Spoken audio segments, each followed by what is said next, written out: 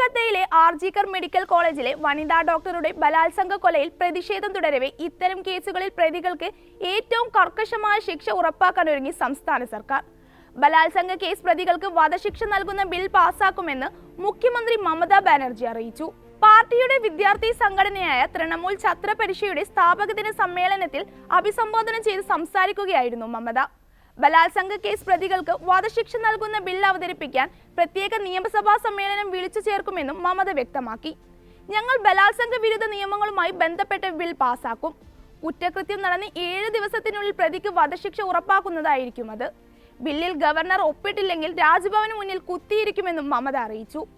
കൊൽക്കത്ത ബലാത്സംഗ കേസിലെ പ്രതികൾക്ക് വധശിക്ഷ നൽകണമെന്നാവശ്യപ്പെട്ട് ശനിയാഴ്ച ധർണയ്ക്ക് ആഹ്വാനം ചെയ്ത മുഖ്യമന്ത്രി നിയമത്തിൽ മാറ്റം വരുത്തണമെന്നും ആവശ്യപ്പെട്ട് സെപ്റ്റംബർ 1-ന് പ്രതിഷേധിക്കാൻ എല്ലാ സ്ത്രീകളോടും അഭ്യർത്ഥിക്കുന്നതായും പറഞ്ഞു. സംഭവത്തിൽ ബംഗാളിൽ ബന്ദ് നടത്തുന്ന BJPക്കെതിരെയും മമത രംഗത്തെത്തി. BJPയുടെ ലക്ഷ്യം നീതിയല്ലെന്നും ബംഗാളിനെ അപകീർത്തിപ്പെടുത്തലാണെന്നും അവർ ചൂണ്ടിക്കാട്ടി. ബംഗാളിൽ ബന്ദ് നടത്തുന്ന BJP നശീകരണ പ്രവർത്തനങ്ങളിൽ ഏർപ്പെട്ടിരിക്കുകയാണെന്നും അവരുടെ പ്രവർത്തകർ പോലീസിനെ ആക്രമിക്കുകയും വാഹനങ്ങൾ കത്തിക്കുകയുമാണെന്ന് മമതാ ബാനർജി കുറ്റപ്പെടുത്തി. സംഘർഷം ശക്തമാകുന്നതിനിടയിൽ മമതയുടെ വിവാദ പരാമർശങ്ങളും ഇപ്പോൾ ചർച്ചയാവുകയാണ്. ബംഗാളിൽ പ്രശ്നമുണ്ടാക്കാൻ BJP ശ്രമിച്ചാൽ മറ്റ് സംസ്ഥാനങ്ങളിലും പ്രത്യാഘാതങ്ങൾ നേരിടേണ്ടി വരുമെന്ന മുന്നറിയിപ്പാണ് മമത നൽകിയത്. മോദി ബാബു, നിങ്ങൾ നിങ്ങളുടെ പാർട്ടി പ്രവർത്തകരെ ഉപയോഗിച്ച് ഇവിടെ കത്തിക്കാനാണ് ശ്രമിക്കുന്നത്. പക്ഷേ ഒന്നോർത്തോളൂ, ബംഗാൾ കത്തിയാൽ ഇവിടെ മാത്രം നിൽക്കില്ല.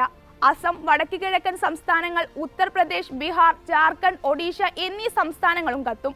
ഡൽഹിയിലും പ്രത്യാഘാതങ്ങൾ ഉണ്ടാകുമെന്നും നിങ്ങളിരിക്കുന്ന കസേരയ്ക്ക് ഇളക്കം തട്ടുമെന്ന മുന്നറിയിപ്പും മമത നൽകി.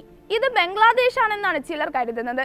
ഞാൻ ബംഗ്ലാദേശിനെ ഇഷ്ടപ്പെടുന്നു, കാരണം അവരുടെ ഭാഷയും സംസ്കാരവുമെല്ലാം നമ്മളെ പോലെയാണ്. എന്നിരുന്നാലും ബംഗ്ലാദേശും ഇന്ത്യയും വെവ്വേറെ രാജ്യങ്ങളാണെന്നും മമത പ്രസംഗത്തിനിടെ പറഞ്ഞു. യുവ ഡോക്ടറുടെ കൊലപാതകവുമായി ബന്ധപ്പെട്ട സംഭവത്തിൽ പ്രതിഷേധത്തിന് തിരികൊളുത്തുന്ന BJPക്കെതിരെ രൂക്ഷമായ വിമർശനമാണ് മമത ഉന്നയിച്ചത്.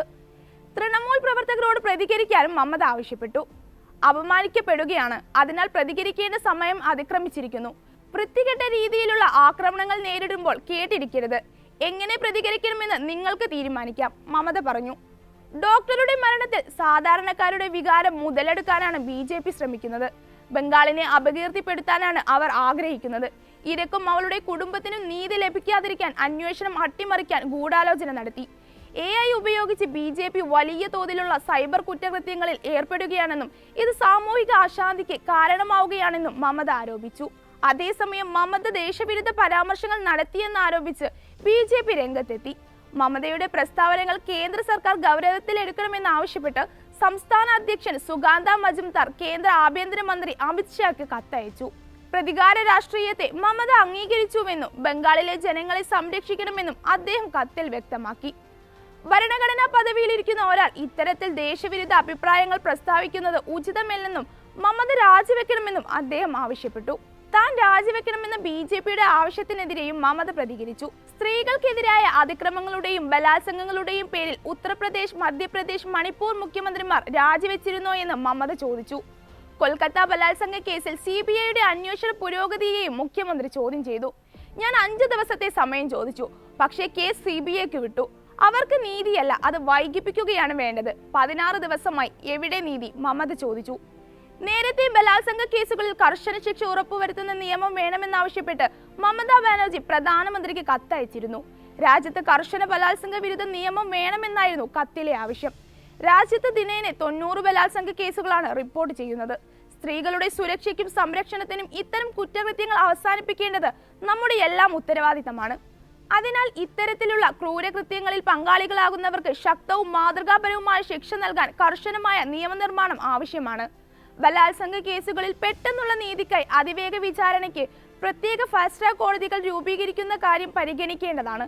കൂടാതെ വിചാരണ 15 ദിവസത്തിനകം പൂർത്തിയാക്കണമെന്നും മമത കത്തിൽ ആവശ്യപ്പെട്ടിരുന്നു.